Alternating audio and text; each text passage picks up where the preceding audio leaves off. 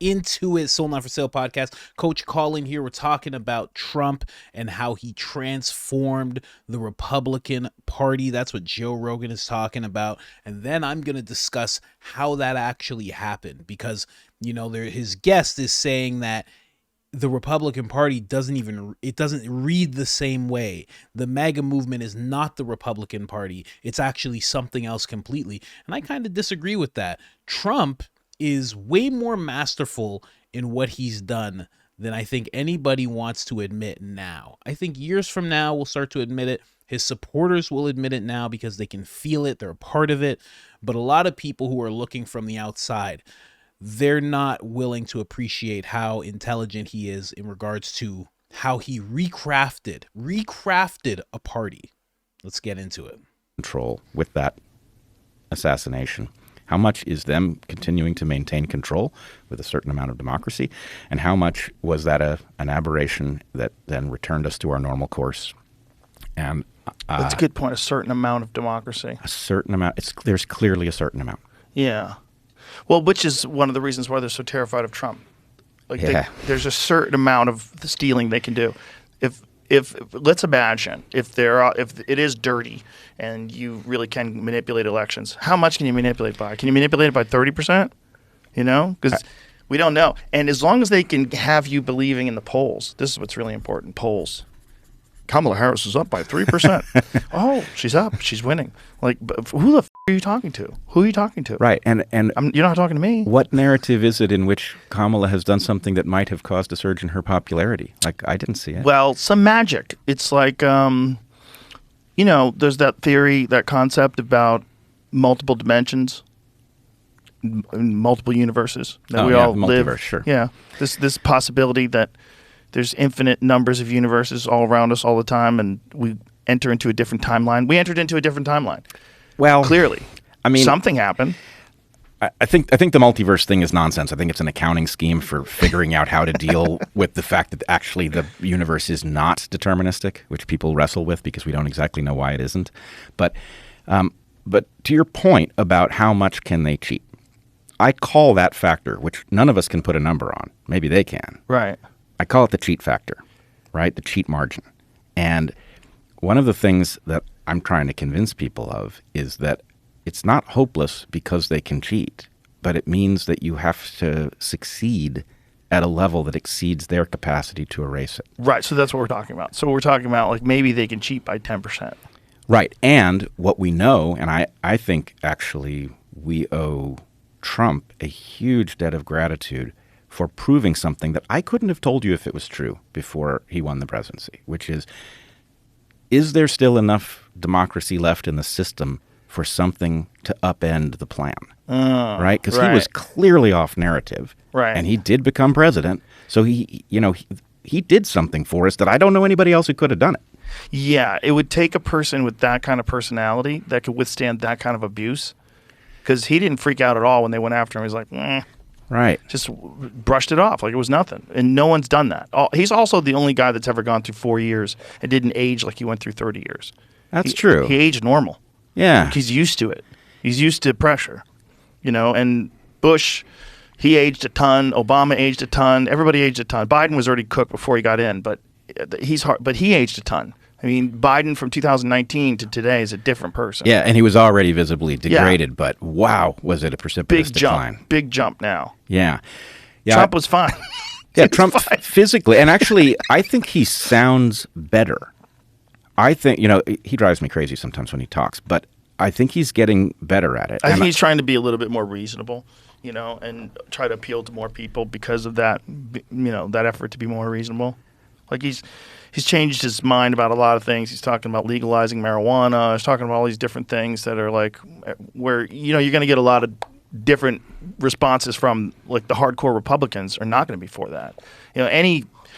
Any idea of abortion, the hardcore right wing are not interested at all. And any restrictions on abortion at all, you get your hardcore left wing. So mostly it's the people in the middle. Abortion's a good one, right? Because most people are like, no one should be able to tell you what you could do with your body, but also aborting an 8-month-old fetus is kind of fucking insane.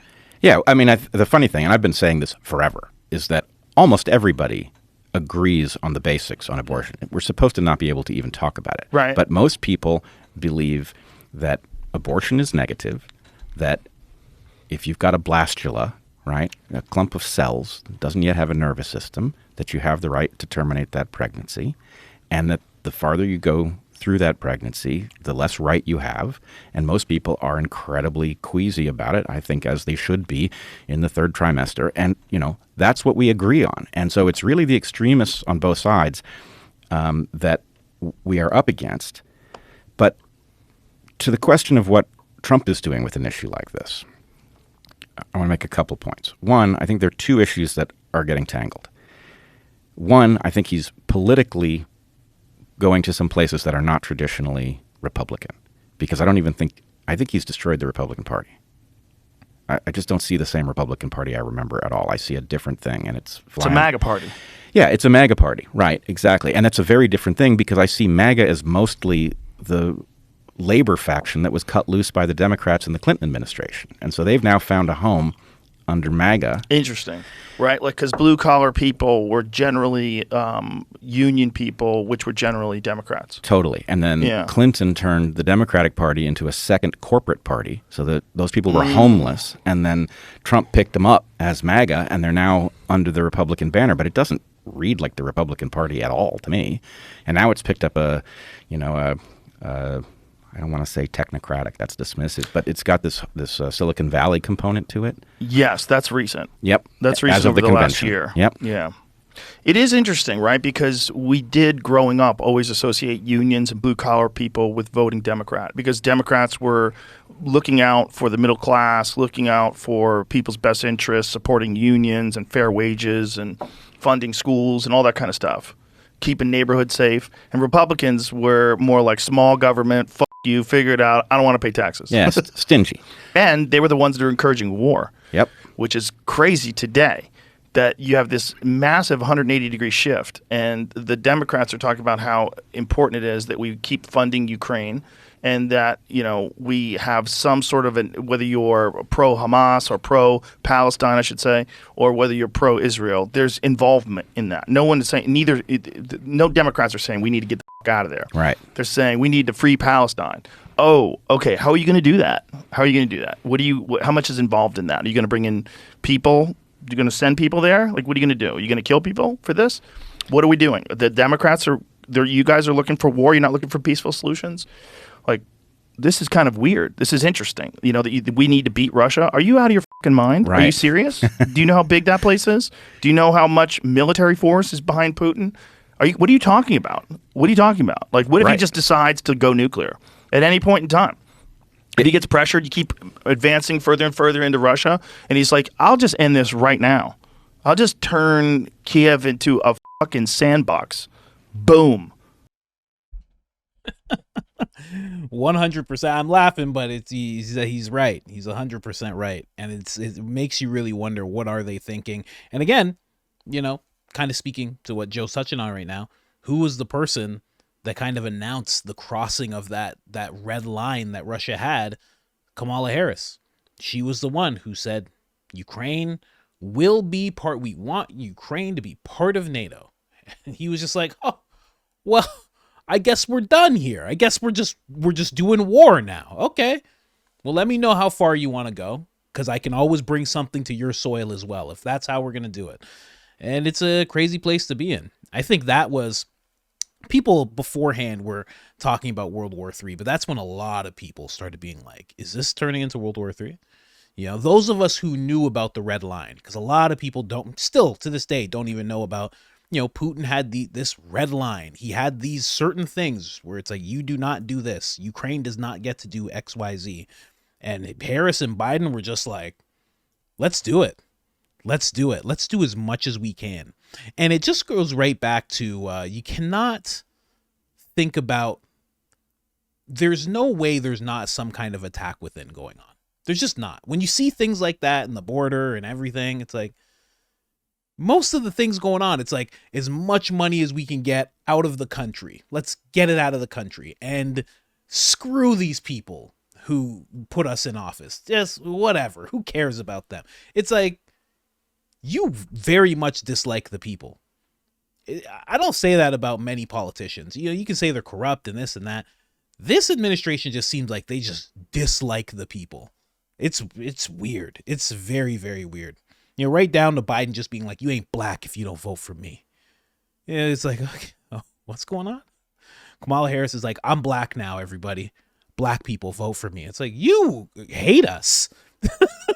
That's what's going on right now. Anyway, let's get into Trump. This is a video that you've not seen from Trump. They've been trying to silence this video for a long time.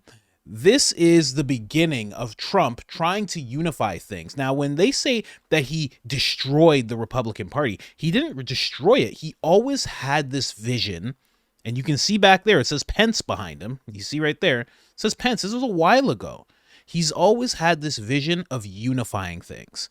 He said very early on he wants to be the president to everybody. And slowly, step by step, it started with black people. It spread to Hispanic people.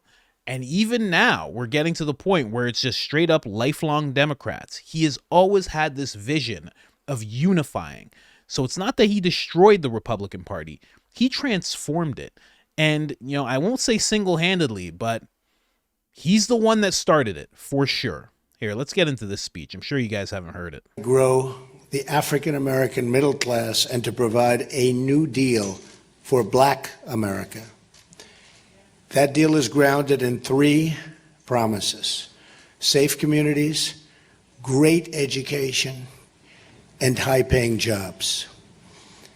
My vision rests on a principle that has defined this campaign right from the beginning, and you've seen where we've come from and where we are right now. It's called America First. Every African-American citizen in this country is entitled to a government that puts their jobs, wages, and security first. One of the greatest betrayals has been the issue of immigration. Illegal immigration violates the civil rights of African Americans. That's what's been happening.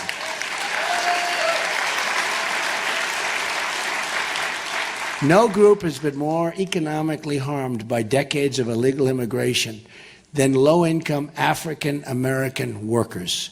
I will also propose tax holidays for inner-city investment, a new tax incentive to get foreign companies to relocate in blighted American neighborhoods, and they will do that. It will be worthwhile. It's called incentive. They will do it. I am very humbled beyond words to be the nominee of the party of Abraham Lincoln. A lot of people don't know that. It's the party of Abraham Lincoln. And it is my highest and greatest hope that the Republican Party can be the home in the future and forevermore for African Americans and the African American vote, because I will produce and I will get others to produce, and we know for a fact it doesn't work with the Democrats, and it certainly isn't going to work with Hillary. Now listen to that. That was a serious prediction. He literally said he wants to see it become the party for African American people. And when he said that, that was almost 8 years ago. People were like, I don't know about all this. What is this guy talking about? Charlatan, con man, all those things that they call him. But look where we are, 2024. Look at how many African Americans are now looking at Trump, looking at MAGA, looking at the Republican Party and saying, this makes more sense to me than the Democrat Party, sorry. The left just doesn't make sense to them anymore. And they're all migrating over. The women are a lot of a holdout. They're holding out pretty hard. Especially when you flash, female Obama at them, they don't know what to do with themselves. Female Indian Obama has people's heads like all just spinning right now, but they're slowly going to come, especially if she gets it. Here's the thing. Whether Trump wins or Kamala wins, that will have black women saying it's time to move on to the right. Because if she wins, well, they're going to suffer the consequences. It's going to be more of the same. It's going to get even worse. And then they'll jump over. And if Trump wins, they'll see the benefit of having Trump in office and they'll jump over. That's my thinking. But that was almost 8 years ago. And I mean, look at what the the Republican Party has turned into. Amber Rose face tattoo, you know, deep in black culture, deep in, you know, Hollywood culture. And all of a sudden she jumps over and she explains why she did. Listen to this. Her model, rapper, television personality, ex-girlfriend of Kanye West. But most importantly, she's endorsed I'm a Donald mother. Trump. Let's listen. My whole world revolves around providing for my children, keeping them safe, and giving them an opportunity for a better life. That's something that unites all American parents, whether we're Republicans, Democrats, conservatives, or liberals. We all want a better country for our children.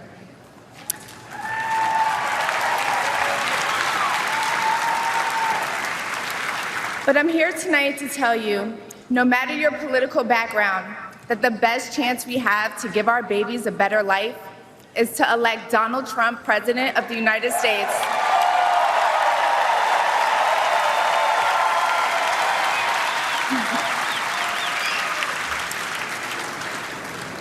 Now, you may be wondering why I'm up here telling you this. I'm no politician, and I don't want to be. But I do care about the truth. And the truth is that the media has lied to us about Donald Trump.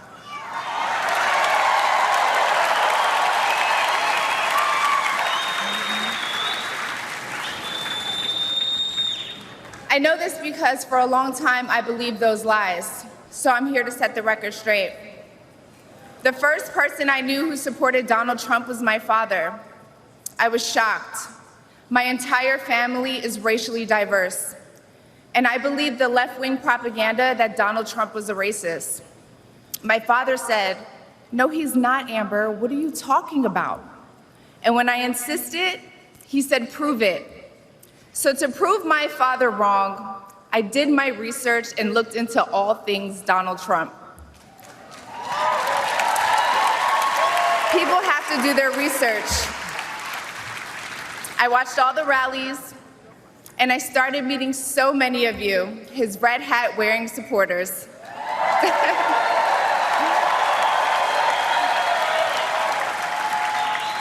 I realized Donald Trump and his supporters don't care if you're black, white, gay, or straight. It's all love.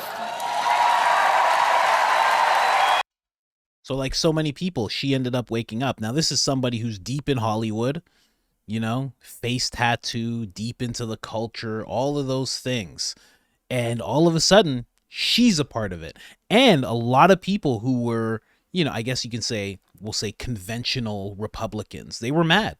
You know, the Matt Walshes of the internet were talking about how this is such a bad look. This is a terrible thing. So many people were going off about how bad this looks, but this has always been his vision. He always wanted to see people come together in another rally. You know, a black woman this time. I told you they were going to be the holdouts, but not all of them, right? A few days ago, President Trump said he didn't know Vice President Harris was a black woman. I'm trying to figure out what all the outrage is about because she's only black when it's time to get elected. Did I lie? The same black people who are mad at Trump for being confused about her race, ethnicity, nationality, whatever, are seemingly forgetting that while you're touting her as a savior for black people, she identifies as an Asian woman. She chose her side and it wasn't ours. That was a quick one. I didn't realize how quick that one was. But there you go. Like another person. Very black. Very different looking people. And it all started with this one speech when he said he wanted to make this the party for black people. He wanted black people to be able to wake up. And we all remember what was happening in the Bronx, South Bronx. We all remember that, what was going on there. They showed up in huge numbers supporting Donald Trump. And it's just been more and more of that. And then, of course, we all know what happened here. Robert F. Kennedy. So he went from black people, working class, union workers, Hispanic people, and then all of a sudden grabs the lifelong Democrats. And there was many lifelong Democrats that supported him that were just regular people. Right? I actually interviewed one recently. I'm going to put an interview out. He went to a Trump rally. His name's Adam Francisco. And ever since, He has been a Trump. He waves the Trump flag. He weekly will go out with a Trump flag and kind of rally up for Trump. He calls himself a one-man Trump rally. But this is what Trump has always wanted. And then we even have Tulsi. He didn't destroy the Republican Party. He transformed it into something that's necessary for today. That's exactly what he did here. He made sure that it made sense for today. Because where the left has gone absolutely crazy, you couldn't have the Republican Party just remain the same as it always has been. You needed it to turn into something that was actually going to benefit the people. There always has to be some kind of balance. And when the left just went absolutely nuts, Trump stepped in and made sure that all of those people who couldn't possibly identify with everything that the left represents had a home. And he actually did it. He executed on that with Robert F. Kennedy, with all of these people in the South Bronx, with black women, with women who are in the culture, famous Hollywood women, willing to take slings and arrows because the attacks have started on her. And it all started with this one speech where he wanted to make sure that black people understood, people of color understood, that they were going to have a home at the Republican Party. And he's kept his promise. A lot of people don't realize that. He has kept his promise the whole way through, the entire way through. And when they talk about union workers and blue collar workers and why those people are starting to veer towards Trump, it's because you really have to look a little deeper. Union workers, blue collar workers, what does that represent? Represents white men, represents black men. White men have been demonized over the past 6, 7, 8 years. Demonized completely to the point where they just, you're allowed to openly be racist in front of them. Kind of the way black people were treated back in the 60s and 50s and 40s. That's how white men are treated today. So they needed a home, and they found it with Trump, you know? And then you think about black men. Of course, you look at the left, you know, whether people want to admit it or not, the Hollywood version of what you see black people to be, black people are actually very conservative. More often than not, they're really hardworking people. You see the worst of the worst put on the pedestal by the black community, sadly, by the media, sadly. That's the version that you get to see. But most of the time, it's guys who used to, like myself, used to just be an order picker, working in various factories. I was a part of the labor union. You know, I moved on to film and television, and they have unions in there as well that I was a part of. That's usually what you're seeing with people like this. So where the left failed all of us, whether you're left or right. It failed everybody. Donald Trump stepped in and made sure everybody had a home, and also made sure that everybody had representation of some kind. And that's why so many people, when you see these man on the street interviews with Don Lemon and various people, and they're asking black people and they're asking white people, so many people are saying they want Trump back. More money with Trump. Things felt better with Trump. Things felt safer with Trump. It's because he actually was keeping his promises. It's you know, to the regular Trump supporter, it makes perfect sense to you. To people who are kind of on the center, fence sitters on the left, they're like, no. He lies about everything. It's all been lies. It has not all been lies. Going right back to that speech, he made sure, he said, I want to make a deal with black people. I want to incentivize companies to help these people, and I want to secure the border, not because he's racist. Not because he's racist did he want to secure the border, but he wanted to secure the border because he understood, and there's been a whole huff about this ever since he said it, he understood that those illegal immigrants were going to take black jobs. And everyone got so mad, and they're like, what's a black job? Black jobs are all of the jobs that the illegal immigrants have stepped in and started taking. A lot of them are in, I want to say, the service industry. And they easily come into the service industry. They're willing to take less. They don't have much going on. They're willing to work more for less money. They're willing to do it under the table. And because they're in that terrible situation, they're not going to stand up for themselves. Because, you know, I don't know why the left forgets so many times, but black men are American men. So they're allowed to stand up. They have the Constitution. They have the rights to stand up and say, no, you got to pay me more. You got to do better. The conditions have to be better. He understood exactly what he said in that speech, that illegal immigration is a violation on black people's civil rights. And that's exactly what it's turning out to be. So he didn't destroy the Republican Party. He made it into something so much better.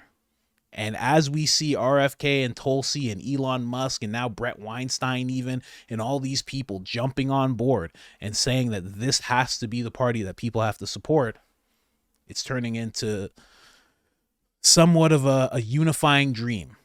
It's not unifying the parties, but it's unifying the people. And that's what it's been about the whole time. Make America great again. Anyways, guys, like, subscribe, turn on the notifications. Helps us tremendously. Other than that, I'm out.